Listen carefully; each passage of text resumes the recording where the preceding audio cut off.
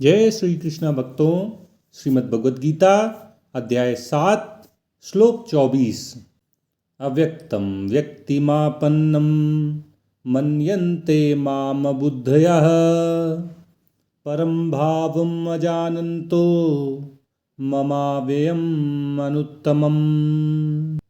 भगवान कृष्ण अर्जुन को समझा रहे हैं कि जो बुद्धिहीन मनुष्य होते हैं वे मुझ परमात्मा के परम अविनाशी और सर्वश्रेष्ठ भाव को नहीं जानते हैं और इसलिए वे मुझे अन्य मनुष्यों की तरह ही अव्यक्त से व्यक्त हुआ अर्थात जन्मने और मरने वाला मानते हैं।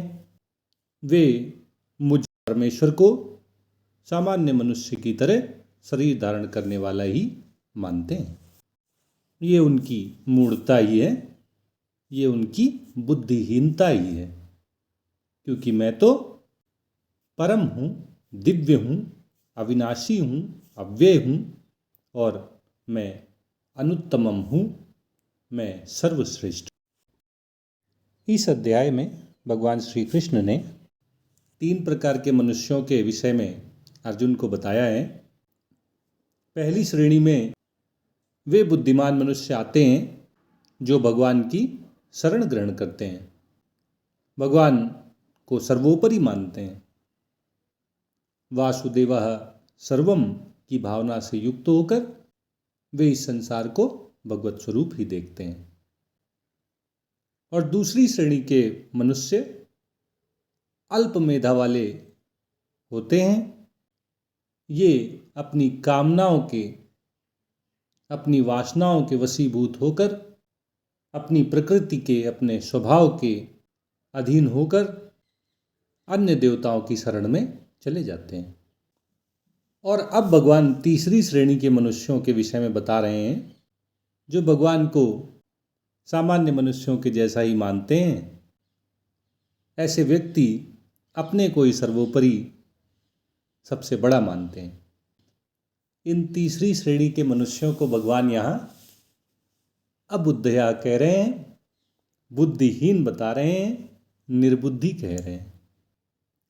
भगवान कहते हैं कि जिन व्यक्तियों में, जिन मनुष्यों में मेरे प्रति श्रद्धा नहीं होती, जो मेरी भक्ति नहीं करते, ऐसे मनुष्य अपनी बुद्धिहीनता के कारण मुझे भी एक सामान्य मनुष्य की भांति समझते हैं। वे मानते हैं कि जैसे मनुष्य जन्म लेते हैं, अप्रकट से प्रकट हो जाते हैं, अव्यक्त से व्यक्त हो जाते हैं और फिर जब उनकी मृत्यु हो जाती है तो वो व्यक्त से अव्यक्त हो जाते हैं, प्रकट से फिर से अप्रकट हो जाते हैं। इसी तरह भगवान भी हैं, वे भी मनुष्यों जैसे ही जन्म लेते हैं और उनकी भी मृत्यु हो जाती है। न तो उनकी भगवान में भक्ति है, न श्रद्धा है, ना ही वो शास्त्रों जैसे गीता आदि का अध्ययन करते हैं।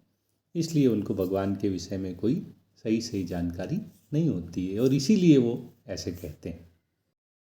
क्योंकि चौथे अध्याय में तो भगवान ने स्पष्ट रूप से कहा था कि यद्यपि मैं अजन्मा हूँ, सबका ईश्वर हूँ, फिर भी मैं अपनी प्रकृति को अपने वश में करके अपनी योग माया से प्रकट होता हूँ, अवतार लेता हूँ। जबकि सामान्य मनुष्य प्रकृति के अधीन होकर जन्म लेते हैं। उनका जन्म माँ के गर्भ से होता है। भगवान का जन्म माँ के गर्भ से नहीं होता है, वो तो अवतरित होते हैं, प्रकट होते हैं। ऐसे सच्चिदानंद भगवान की हम सामान्य मनुष्यों से कोई तुलना नहीं की जा सकती है। और यहाँ पर भी भगवान ऐसे बुद्धिहीन मनुष्यों के द्वारा भगवान को सामान्य मनुष्य की भांति अव्यक्त से व्यक्त होने वाला, जन्म लेने वाला समझने का कारण बताते हुए कहते हैं कि ये लोग मेरे परम भाव को, मेरे दिव्य स्वरूप को नहीं जानते हैं। वे नहीं जानते हैं कि मैं अव्यय हूँ, अविनाशी हूँ और मैं अनुत्तम हूँ, मैं तुलना रहित हूँ, कोई दूसरा मेरे जैसा नहीं है, मैं सर्वश्रेष्ठ हूँ, सर्वोत्तम हूँ। मेरे विषय में ये सब न जानने के कारण ही ये बुद्धिहीन मनुष्य मुझे सामान्य मनुष्य मान बैठते हैं। इस प्रकार भगवान कृष्ण अर्जुन के माध्यम से हम सबको ये उपदेश दे रहे हैं कि हमें भगवान से प्रेम करना चाहिए, भगवान की भक्ति करनी चाहिए, भगवान के प्रति श्रद्धा और विश्वास रखना चाहिए। हमें भगवान को एक सामान्य मनुष्य नहीं मानना चाहिए।